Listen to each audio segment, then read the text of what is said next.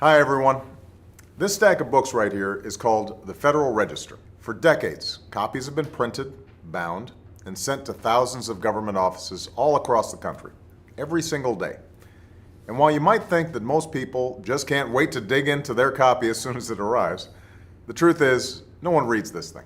And that's because it's been available on the internet for years, which means taxpayers have been funding some pretty expensive doorstops. So we're putting an end to that, saving you millions of dollars each year. But that's just the tip of the iceberg. Everyone knows that getting rid of the deficit will require some tough decisions. And that includes cutting back on billions of dollars in programs that a lot of people care about. But what should be easy is getting rid of the pointless waste and stupid spending that doesn't benefit anybody. Waste we should be getting rid of even if we didn't have a deficit. We're off to a good start. Over the last 2 years, we've pulled the plug on all kinds of ridiculous practices. Apparently, the government used to overnight containers filled with nothing. Don't ask why that is. Sure, some of these cuts aren't that big, but no amount of waste is acceptable. Not when it's your money. Not at a time when so many Americans are already cutting back. Just as families are living within their means, government should too, so we can invest in the things that we know will create good jobs and grow the economy. Things like education and technology. Besides, after a while, all these cuts add up. Already we've identified about $33 billion in savings, just for this year. And we're not finished, not by a long shot. Did you know the federal government pays for a website devoted to a folk music ensemble made up of forest rangers? They're called the Fiddlin' Foresters. I'll put their music on my iPod, but I'm not paying for their website. And there are hundreds of similar sites that we should consolidate or just get rid of.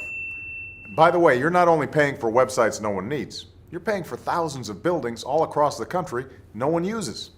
For the last decade, the government's owned a massive and completely empty warehouse in the middle of Brooklyn, for example. Now, the government hadn't been able to sell this building and others like it because of red tape and Washington politics that held things up for years.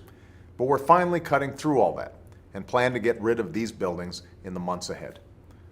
All of these efforts to target waste and make government more efficient have been a priority for my administration since day one.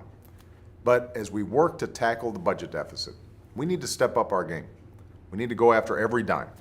We need to make government work for you. That's why, starting today, I've asked the Vice President to lead a renewed effort to hunt down misspent tax dollars in every agency and department of this government. We're calling it the Campaign to Cut Waste, and I know Joe's the right man to lead it, because nobody messes with Joe. There's a new standard by which the government is going to function from this point on.